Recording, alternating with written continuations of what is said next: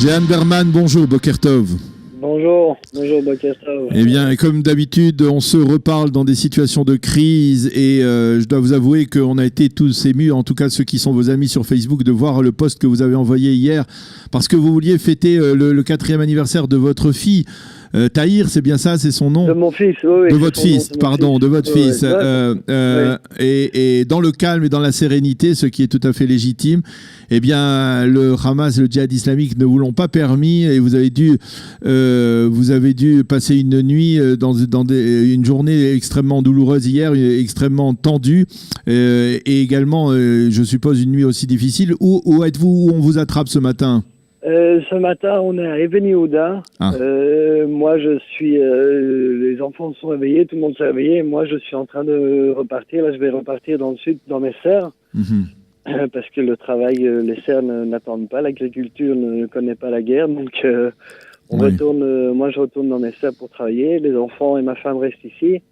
Voilà, alors Even Yehuda, c'est en dehors des tirs, des missiles, même les plus lointains de ces derniers 24 heures? Oui, pour nous, c'est la meilleure solution. Premièrement, on a la famille de ma femme ici, et puis pour nous, c'est très très loin. C'est-à-dire que nous, quand on a une alerte, on est entre 0 et 5 secondes, et il n'y a pas d'homme de fer. Oui. Ici, on a plus d'une minute, et on a le dôme de fer. Donc pour nous, c'est un luxe, c'est une autre vie. Donc pour nous, on est vraiment tranquille. On a le temps de descendre tranquillement à l'abri avec les enfants si on entend l'alerte. Et, alors, et oui, effectivement, on peut imaginer qu'il y a un petit peu de cynisme dans vos propos, parce que finalement, se retrouver dans cette situation, c'est quand même assez stupéfiant. Et donc, je le disais, à travers ce post, vous exprimiez d'une certaine manière cette colère, la colère qui est celle des habitants du sud du pays.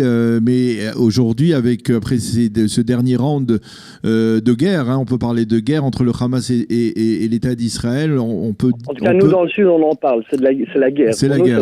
Vous savez, quand on a des tanks qui sont à côté de vos maisons, à 500 mètres de vos maisons, et qui tirent, quand il y a l'aviation au-dessus, quand les routes sont bloquées, quand votre maison devient une zone de guerre, c'est la guerre. Alors c'est peut-être pas la guerre pour tout le pays, mais dans le sud, c'est la guerre. Complètement. Il n'y a rien. Et pourquoi alors en général, nous, on s'est parlé plusieurs fois.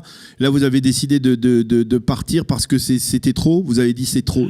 C'est trop. Ça devient, c'est plus possible. Là. Ça devient infernal. On peut pas élever nos enfants à coups de bombe. On se rend pas compte de ce que ça fait une nuit comme celle-ci ou une journée comme hier aux enfants. On se rend même pas compte, ça. Il y a que maintenant qu'on commence à voir. Ça fait 18 ans. Il y a des enfants aujourd'hui qui s'engagent à l'armée. Ils ont grandi sous les bombes. Moi, mon fils, il va avoir 8 ans. Mon plus grand, il va avoir 8 ans cet été. C'est sa 3e guerre. Et il sait ce que c'est, hein. Il le voit, les soldats. Il entend les tanks. Il les voit, les tanks. C'est pas prendre à la légère. Alors on parle de l'Eurovision, nous on parle de notre vie. Alors pour nous l'Eurovision, c'est du cynisme.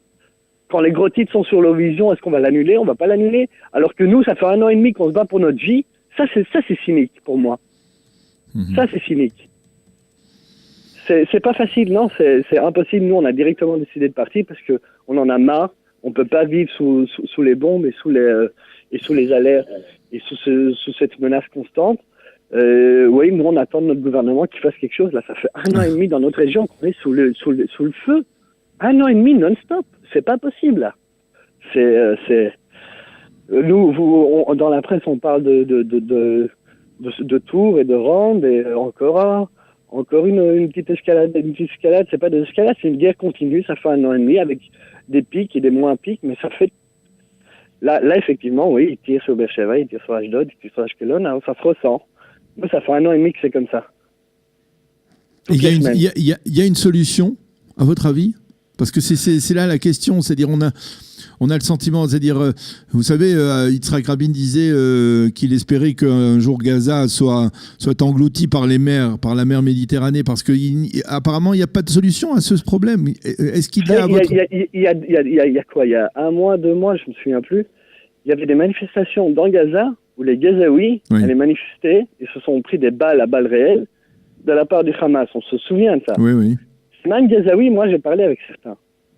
Si moi j'arrive à parler avec eux, c'est que tout le monde peut y arriver. Moi, j'ai parlé avec eux. C'est des gens, ils sont descendus dans la rue parce qu'ils en ont marre. Ils veulent construire leur pays. Ils en ont marre de la joug du Hamas. Ok, et il y en a beaucoup comme ça.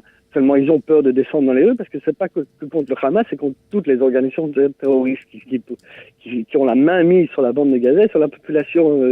Il y a une grande population là-bas qui est innocente et qui veut, oui, construire son pays, qui a enfin arrêté de rêver de mettre les Juifs à la mer et de détruire Israël parce qu'ils ont compris qu'ils vont pas y arriver, et tant mieux. Et ils veulent maintenant construire le pays. Il y a vraiment des gens comme ça là-bas. Et c'est ces gens-là qu'il faut mettre en avant. C'est ces gens-là qu'il faut aider à reprendre le contrôle de la bande de Gaza. Parce qu'à coup de bombe, ça fait 18 ans qu'on essaye. Bibi, il n'est pas y arrivé. Hein. Ça fait vraiment assez longtemps qu'il est au pouvoir. Il n'y arrive pas. À coup de bombe, on n'y arrive pas. Alors il faut peut-être changer de quelque chose. La stratégie ne fonctionne pas. Quand il y a quelque chose qui ne fonctionne pas, moi je sais que dans mes serres, s'il y a quelque chose qui ne fonctionne pas quand je cultive mes géraniums, c'est qu'il y a quelque chose que je ne fais pas bien. Donc je dois changer. Même chose au gouvernement. Si ça ne fonctionne pas et que ça fait 18 ans que ça dure et que ça augmente et que l'intensité des frappes augmente d'année en année et de semaine en semaine, il faut changer quelque chose dans la stratégie. C'est pas possible. Alors moi je suis pas dans le cabinet, je suis pas un géopolitologue, je suis pas à l'armée, mais je sais qu'il y a quelque chose qui va pas. Et moi je sais que quand on fait quelque chose et qu'on voit que ça ne réussit pas, il faut changer la méthode. Il y a des choses à faire. Le dire il y a rien à faire, c'est comme ça et il faut vivre avec. Ça je m'y refuse. Et si c'est la solution, qu'ils nous le disent alors. Si c'est ça la réalité, qu'ils nous le disent, parce qu'alors nous on prend nos clics et nos claques et on part. Hein. Il me semble qu'il avait dit dans un instant d'aveu qu'il avait fait lors d'une conférence de presse qu'il avait tenue en mois de novembre à Paris. Il avait dit que il n'y avait pas de solution, que le problème de Gaza était insoluble. Alors qu'ils le disent d'une fois pour toutes, comme ça, nous les habitants du Sud, on pourra le savoir et on pourra refaire notre vie ailleurs. Parce que si c'est ça, et que l'État d'Israël abandonne, vous savez, le Conseil régional d'Eshkol produit 60% de l'agriculture israélienne. Hein. 60%. Alors s'il nous dit que nous, là-bas, on n'est pas en sécurité, ben qu'ils nous le disent alors. Parce que nous, on partira. Hein. On ne veut pas élever nos enfants sous la guerre. Et je ne suis pas le seul. Hein. Il y a une grande majorité de la population là, qui commence à en avoir ras-le-bol, qui maintient et qui reste chez eux à la maison, parce qu'on espère vraiment qu'il y a une solution et que notre gouvernement va pouvoir nous permettre de vivre en paix. Mais s'il nous le dit clairement que c'est pas possible, c'est ce qu'il y a, et vous devez vous débrouiller avec ça, ben voilà, au moins ce sera clair pour nous. Mais pas nous faire croire que oui, il va apporter la solution, et que lui peut apporter la solution et connaît la solution. Alors faut choisir. Soit il y a quelque chose à faire et qu'il le fasse, soit il n'y a rien à faire et qu'il nous le dise. Et on verra où est-ce qu'on produira les 60% de l'agriculture israélienne alors. Bien, je crois, Jeanne, que le message est clair. Il n'y a pas beaucoup à rajouter. Je crois il faut espérer que ce message, il arrive jusqu'aux oreilles du Premier ministre, qui est aussi le ministre de la Défense. Je vous remercie d'avoir accepté d'être avec nous ce matin encore, en dépit de tous ces bouleversements dans la vie familiale provoquée par cette tension et cette guerre. Malheureusement, on a pris l'habitude un peu. Oui. C'est la 5e fois, en un an. En un an, c'est la 5e fois qu'on a dû prendre nos valises et partir sur les bombes. 5e fois en un an.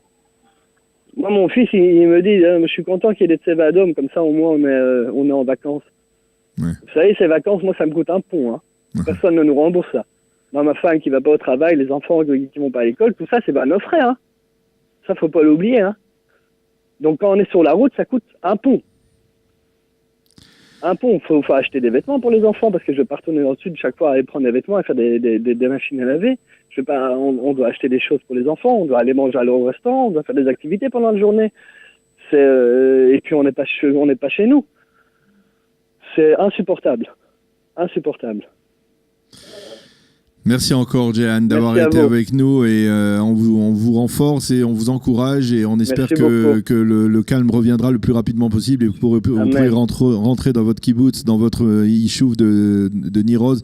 Bonne chance et à bientôt. Et pas à bientôt. On espère, si on se parle la prochaine fois que l'on se parle, que ce sera dans des circonstances plus sereines et plus calmes. Merci beaucoup. Amen.